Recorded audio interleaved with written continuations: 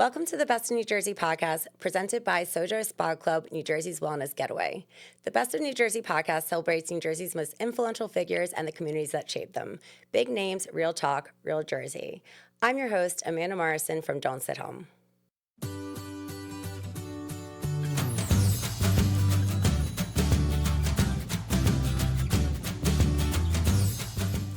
For today's episode, I would like to welcome Melissa Ferrara, fitness and lifestyle influencer. Welcome to the Best of New Jersey podcast. Thank you for having me. So I introduced you as fitness and lifestyle influencer, but there's a lot more to your content. You talk about mindset and motherhood, but you started your social media career with Moms of Peloton and your leaderboard. How does it handle for Peloton?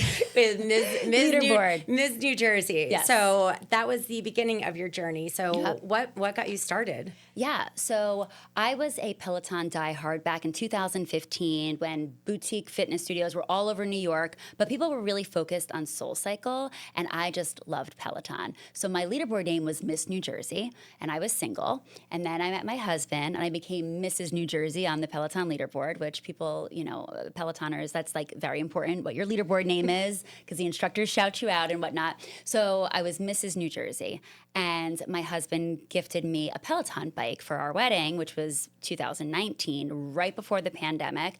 I was super pumped, and then the pandemic hit. And I was like, oh my gosh, what am I going to do? But thank God I have this bike. I'm an event planner in New York City, and there were no events, obviously, in COVID. So I needed a creative outlet. And I'm like, you know what? Let me make a fun Instagram account about Peloton, because there's so many funny clips that the instructors say, and there's so many relatable, little quirks about Peloton that I think people would find funny. So I created the account.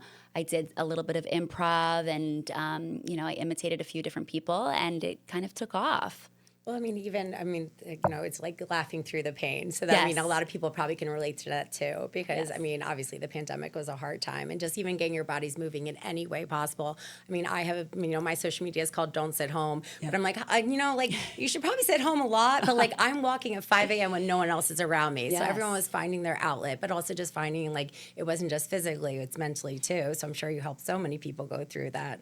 So Ms. New Jersey, where are you from, New Jersey? Oh, gosh. Okay, so when people ask me, they're like, where are you from? And my first thing is I always say, you're never going to know it. You'll never know it.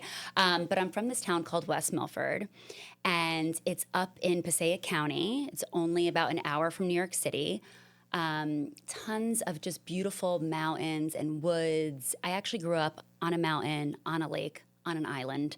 It's very, very, very. Sounds terrible. That sounds, it wasn't bougie. But that still sounds wonderful. It was a beautiful place to grow up. Yeah. Lots of log cabins. So it really was a retreat back in the day for city folk to come up and spend their summers. So I grew up on a lake. We had boats, but there were log cabins and bears and deer. We had bear alarms at our elementary school. It was a unique way to grow up. But it was only an hour from the city, which is really remarkable that New Jersey can even have something like that. I think a lot of people, New Jersey gets a bad rap no matter what, but it's just the fact that there's so many different areas. I've actually been to West Milford. One of my best friends had his bachelor party, and we rented a few houses there. But it was like a perfect weekend getaway. Yeah, love that. So you're born and raised in New Jersey. And then where do you live now? So I live in Weehawken, right on the border of Hoboken. I've lived there for 16 years. I went to college in Florida, which was a huge reality check. As a Jersey girl, I was like, Jersey's such a small little bubble. And then you go outside and you're like, okay, the pizza sucks, the bagels are not great, and the people are slow. And then I came Couldn't back. agree more. Right? You're just like, oh my gosh, huge reality check. But I love the Hoboken area. My daughter goes to school in Hoboken. I just love it, and I can't see myself going anywhere else. Excuse me. Did you start your social media journey when you were living in Weehawken? Or where were you when you were single? Obviously, you met your husband during this. Yeah. I met him. I was living in Hoboken. Okay. And then we moved to Weehawken. So the social media didn't kick off until I moved to Weehawken. And even then, people will DM me, and they're like, where do you live? Where are you? There's such beautiful views. And I'm like, Jersey. It's Jersey, baby. This is it. We have the best views of New York. New York has views of Jersey. No, that's what people ask me all the time. They're like, why do you live in Hoboken? I'm like, we have the view of New York. And I Right. can also be there in about 10 minutes. It's the best little town. The restaurants, everything's walkable. I just love it. What are your go-to spots in Hoboken and Weehawken? Oh my gosh, that's so hard. Well, it depends on what we're talking about. So if we're talking about like delis and whatnot, I'm a Vito's deli girl through and through. Their turkey mousse sandwich, you can't beat it. I'm obsessed with like those old school Italian, still open for years, have been there for years type of places. For a drink, I would say at the bar at Dino and Harry's, Uptown Hoboken. Also, the new spots in Weehawken, right where I live in Lincoln Harbor, are great. So I don't know if you've ever been to Drift or Blue. Oh, yeah. Blue is beautiful. It has great views of New York, and you feel like you're in New York. Like, I was just talking about the Drift Happy Hour on the last episode. well, there we go. Drift Happy Hour is where it's at too. I was just there right when it became warm out. I was like, okay, we're going here, and then it was just a crew of people outside. So I think we're onto something. Where do you go that's family friendly? So I go to the American Dream. Okay. You do need a little patience for it, but it is such a great spot for kids. The water park, the Nickelodeon amusement park. There's so many different fun stores. The Pop Mart store. My daughter's a crazy Labubu fan. So the American Dream, and then of course down the shore in the summer. You can't beat the boardwalks. So you are down the shore, not to the beach. I am down the shore. Okay. I'm down the shore. True and true, Jersey girl. Yes. So with your content, so when you originally started, you got the bike, the world was shut down. Mm-hmm. How did you were saying you combined fitness with humor. What kind of, was it only humor, or were you talking about more serious subjects? And I know that you were pregnant during the pandemic too, so you're very open about that. Just tell me a little bit more about your actual content. Yeah, so it started out, like I said, with memes, and then I'm a very outgoing extrovert, and I started getting on stories, and there I would talk more a little bit about what was going on in the Peloton community, because the thing with the pandemic and Peloton, which was just the perfect marriage, was that people were just riding from home from all over the world. So I'd meet folks from Switzerland, from Australia, England, California, all over, and we could all really relate to one thing, and that would be Peloton or events that were happening. So then I started creating challenges for people to join together, and I would create these 1-hour challenges, and it was once a month, and everybody looked forward to it, and you could do it at a different time. So I set it for different time zones for all over so that it would help folks in the UK to California. So it kind of varied, and then I started getting a little bit more comfortable and talking a little bit more about my personal life and mentioning a few things like, this is a New York hotspot you got to go to if you visit New York. And then it slowly transitioned into me having a little bit more voice other than Peloton. Okay. Well, that's the thing with social media. People like to humanize or to see the human side of anything too. It's easy just to post, just a workout plan or something like that, but Right. learning about the person behind it, people can really relate to it. Yeah. So when you're talking about with your content too, talking about yourself, how much of your family did you bring into your content, or was it more of just fitness related? Yeah, so family, I didn't really touch upon. I kind of just brought my daughter on with me, and even friends. I haven't really, my best friend of 30 plus years, I've had her on there like twice. So I kind of just focused on the community and focused right back on them rather than my friends and family. And still to this day, I really don't really focus on family or friends because I consider, folks in my community my friends and really take part in the audience part of it. Okay. So, that's how you started. When did you start shifting your content and even to a social media handle change? Yeah. Because it's now your name. So Yes. what inspired you to start shifting your content, and what kind of content have you expanded to? Yeah, so that was really scary for me. I just felt like I was more than a mom and more than Peloton, and I'm, Melissa Ferrara. So my handle changed to It's Melissa Ferrara, but it took a good 4 years for me to finally feel like I was ready for that and that my content reflected that. So I would get messages saying, I'm not a mom, but I follow you and I really love it, but I'm not a mom. And it would drive me crazy. I'm like, you don't have to be a mom and you don't have to just Peloton. And even with the brand Peloton, there's no bad blood there. And I even when I changed the handle, I said, I'll always ride the Peloton, but I'm not the brand. I don't work for the brand. and I just felt like it wasn't representing. I wasn't representing myself well, and I wanted it to be it's Melissa Ferrara and everything that we could talk about the Jersey Shore, we could talk about what sandwiches, we could talk about whatever without me feeling like I was restricted creatively. I think I touched on some of the topics, but what are the topics you think you don't have to go into everything because obviously, there could be something that is completely unrelated to anything you've posted in the past. But what are the major categories you think you cover? So definitely fitness, like we said, motherhood for sure. I think confidence and just like really female empowerment is a big one for me. I've recently just started getting into style and fashion because I'm on stories all the time and they'll be like, where's that dress from? Where's that coat from? And I loved finding like luxe looks for less. So that's my new vertical. I think I saw your one about the Five Below purse. It was fabulous. I was like, that does not look like Five Below. And your dress right now is great too. Oh, thanks. So, Thanks. Yeah, I really want to get into that, but I think I've been a little insecure about it. Like, well, I'm not a fashion person. I got my purse at Five Below, but I'm like, you know what? It's super relatable. And that's just, I'm not this bougie influencer that, just has these designer brands. That's just not who I am. What do you think has been one of your favorite pieces of content so far? Oh, gosh. I will say the one piece of content that I love and that I always go back to is a reel that I did with Moira Rose from Schitt's Creek of her riding the Peloton bike. And I had a wig on and I did her voice, and I love imitating people. It's my favorite thing to do. Even in a conversation, it's just my thing. So I imitated her and I was like, I don't even know if anyone's gonna get this or if even people think that it's a good imitation, but it was. And then I would throw her in a few other times, like in stories. And then when Catherine O'Hara passed, everyone knew she's like my idol. I love her. I thought that character, there's never a character like, I feel I'm giving Moira today. I love her. So I dabbled in a little bit of that, but I think that was probably my favorite piece of content. We hope you're enjoying this episode of the Best in New Jersey podcast. The conversation continues in just a moment, but first, we would like to thank our sponsor. This episode is brought to you by Sojo Spa Club, New Jersey's go-to wellness getaway. Just minutes from the city, Sojo is the perfect place to unplug, recharge, and actually treat yourself. From heated pools and rooftop views of the New York City skyline to saunas from around the world and seriously indulgent spa treatments, it's a full-day escape that feels like a vacation without the travel. Whether you're going solo, planning a girls' day, or surprising someone with a gift, Sojo Spa Club is wellness done right, all without leaving New Jersey. What do you think has been your most vulnerable content? Okay, yeah, that's I feel like I've been very vulnerable, especially about my health issues. So I did have a journey where I had to get my breast implants out, and I didn't want to share it at first. I thought, you know what, this is too much.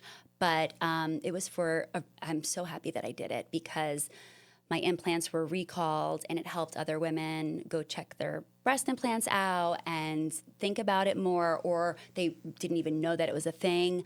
So I followed them through my journey. I even posted, right when I was at the doctor's office, to post surgery where I had the drains and everything. And even to this day, people are still asking about my journey through that. Is there any content you regret putting on the internet? Oh, God. All the time.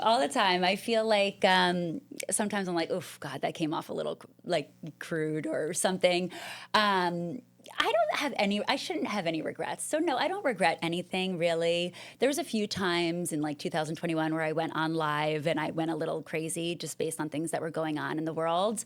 So maybe that could have been toned down just a notch, but I don't regret anything, no. I mean, I think a lot of people did. I think that everyone gets a pass between like 2020 and 2022. Yeah. I think a lot of people are either unhinged or also it just didn't even faze you. Like sometimes you like look back, you think back to some of the things you watched on social media, you're like, that was acceptable. Like no one, you would see the live interviews, even celebrities. Like I remember there was this one where like Pink is just going through her house, like she cut her own hair and just drinking a beer and she's like, I don't care. Like it just, I think everyone got away, but I don't know, it just brought the world together. Like it's nice to hear that you said that you have followers from all over the world being able to relate what you're going through. Oh, yeah. Because even like you talk about like mindset and too, and like even like what do you do as obviously as someone who went through something and through your motherhood and your own individual and what are things that you do to take care of yourself mentally and physically? So my number one is fitness, 100%. I think that everyone needs to move in some capacity, and I do talk about that. you just got to move. Either if it's a walk or a run or Pilates, something, you just have to move a little bit. I came from nightlife, so I was definitely like a big time drinker and socialized a lot in New York. And I'm sure you can remember happy hours like right after work and drinking. And I really don't drink that much. And I think that surprises people, but that has helped me so much with anxiety and keeping a clear head and feeling really good when you wake up the next morning. I think that's also important. What are some of your favorite activities outside of for fun? I mean, even like fitness, as you know, I mean, I always like balance between like some fitness is Right. fun, but what brings you absolute joy? That's such a good question. I mean, it can be something as small as just being with my daughter in the park and running around with her, to boating with my parents out on their lake, which brings me such joy because now I can appreciate West Milford. You know, when I was younger, I never appreciated it. I'm like, we live so far from the mall and this and that. And now I'm up there and I'm just, every time I'm out on their pontoon boat, I'm like, wow, this is just so beautiful, and it does bring me such joy. I also just love, hanging with friends and chatting with my neighbors. We have really close neighbors, which is nice. So, Do you treat yourself to anything for like me days or for your alone time? oh God, please! I'm always treating myself. I'm big into that. Yeah, I do. I do love my alone time. I am, like I said, an extrovert, but being alone and having that time to read a book or even just sit out on my patio and look at the views of New York, it just brings me back to reality. And I think I'm constantly on the go. So just taking that second to just like even just sit in silence. I really don't even watch TV. I just like to sit. And then, of course, TikTok. I'm scrolling on Instagram. When did you have your kid? Madalena. So I had my daughter in October 2020. What are her favorite things to do? Let's see. Oh, she's so much fun. She's a park girly too. I guess that's what happens when you are growing up in the Hoboken area. So we hop around. She loves to dance. She's like a little influencer, content creator herself. She's funny. She likes to make videos. She's a character. And I think she's a big part of my content creation, which I know is a little controversial, but she loves it, and she's always bouncing around. So people do know Madalena, of course. I was going to say, I think I saw was it the TJ Maxx? Oh gosh. What was it when your daughter or like dishes you to perform for the TJ Maxx security camera? Oh my God, that video has gone viral, which I didn't even think. I'm just sharing her on stories. But yeah, I'm at TJ Maxx. She runs away from me. I'm like, where the hell did she go? I'm looking for her. I'm like, where'd she go? She's standing there dancing in front of the security camera. And then people were messaging me like, that's a Bluey episode. I had no idea it's one of those Bluey cartoon characters. Like I said, we don't really watch TV. Yeah. And they were like, yeah, it's a Bluey episode. I haven't watched it, but he was doing the same thing, I guess, like dancing in the security camera. So she's all about like all eyes on her. She's just a mini me, really. Wait, so how old is she, did you say? So she's 5.5. She just turned 5.5. Okay. Yeah. So she's very much pandemic. Yeah. She's like such a pandemic kid. That was such an interesting time to be pregnant. I gave birth in New York City. It was not fun. And I think that really affected me, like as a pregnant woman. I don't know what it's like to have a normal pregnancy. And I feel for everybody that was in the same boat, and people that had kids, people that didn't have kids. But being pregnant during that time was bizarre. In what ways? So the uncertainty, right? It was like doctors telling you don't go outside for a walk. I didn't move. I just sat on a couch. I didn't do anything. I ate. I watched the news 24/7. It was just a really toxic time for me. And I think I always envisioned being pregnant, going to those prenatal classes and, going to prenatal yoga, and that just didn't happen. And then, of course, just thinking, oh gosh, what happens if I get COVID? What happens if she gets COVID? And my doctor's appointments in the city, you couldn't have any visitors. So my husband didn't hear my daughter's heartbeat until, I don't even know, I think it was like 32 weeks. Oh, wow. Yeah. No, it's just, you think back to that, it's just, being pregnant is probably not, I've never been pregnant yet, but it's not easy in general, but just thinking about all those extra stresses on you. Oh, yeah. What do you think what part of that do you think made you stronger getting through it? That's such a great question. I think having to going through the city and feeling the city's vibes, I'm a big empath, so just going in there and having those doctor's appointments and going in by myself, and my daughter wasn't growing the way that she should have been, so I was high risk, and I was going to high risk doctors, and I felt like I had her with me, so I felt super strong. And I think just going to those appointments and listening to news, because of course when you have your partner with you, it's a little bit easier to digest. But when you're sitting there by yourself in a room with a doctor and a nurse with masks on, where you couldn't even tell what they looked like. To this day, I have no idea if I ever saw my doctor who delivered my daughter what she really looked like, besides pictures that are on, the website. So I think just going through that process, being forced to be alone, really strengthened my mentality.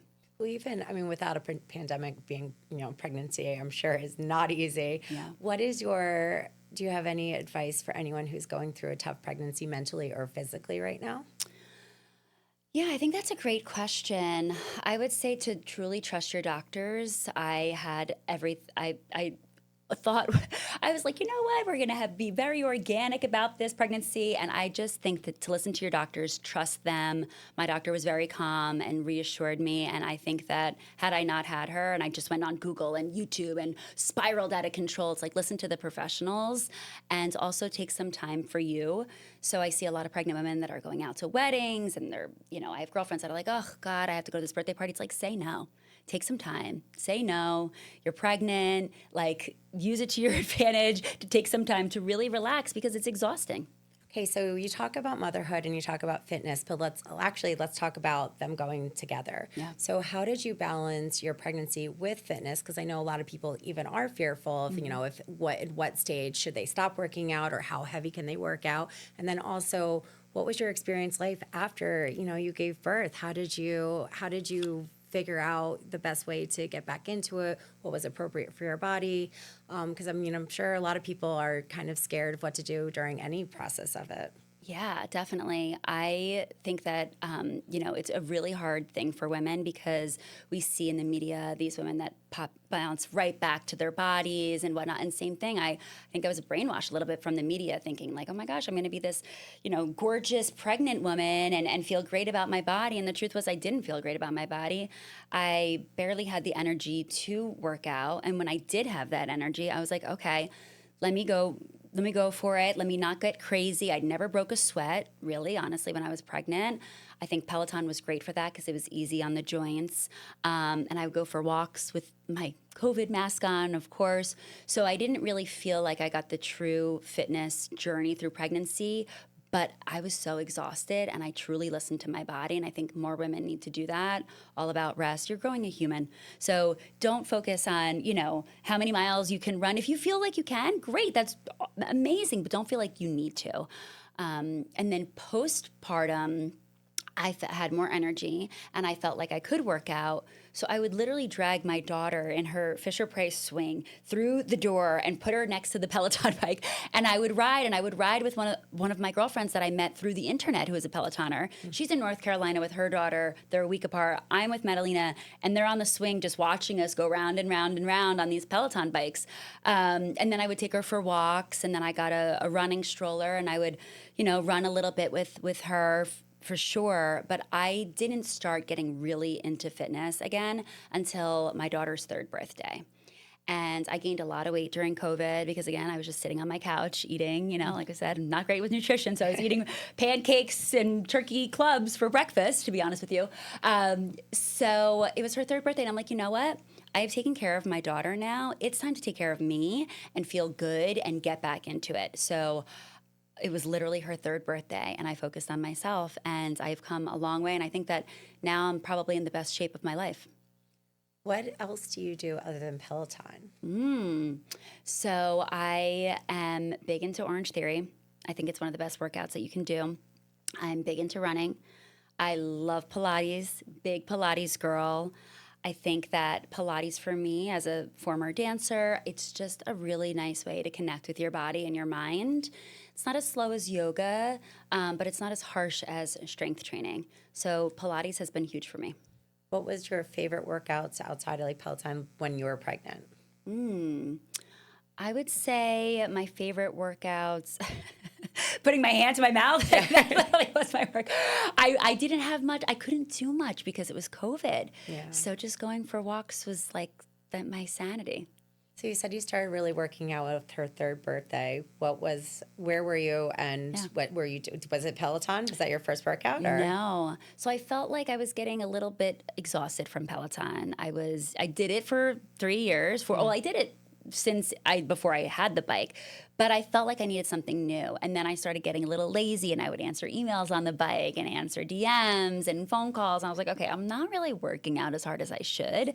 And even the strength classes, I would, stop doing a certain workout because I didn't feel like doing squats that day. And I didn't have any accountability in person. Mm-hmm. So I said to myself, okay, I'm going back to Orange Theory, which I did. What are your top tips for anyone who wants to start a fitness and wellness journey? I would say find something that you enjoy, because for years I always was trying to find the quick fix to get thin, and it's that 90s mentality of getting skinny and quick fixes and whatnot, and nothing ever really stuck with me until I found Peloton or those boutique classes that had the music pumping, and it felt like a nightclub, which I always loved, right? So it felt like I was at the club, but you're getting a sweat on and it's fun and you have these high energy people, and that's what excited me, and that's what drove me to come back and be consistent. So find something that you love, and even if, like I said, if it's going for a walk in nature, if that's what sticks, then go for it. Mm-hmm. So how much do you balance fitness and nutrition too, because you're talking about Vitas, because there's some people who are all or nothing. They're only fitness and only eating kale salads.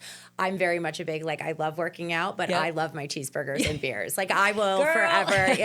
I'm very much a balanced lifestyle person. And if one of your favorite places is Vitas, it sounds like you are the same way. Yes. So how much do you incorporate healthy eating into treating yourself and eating your favorites? Yeah, I think that's a great question, and I get asked a lot about nutrition, and I always say, don't come to me for nutrition advice.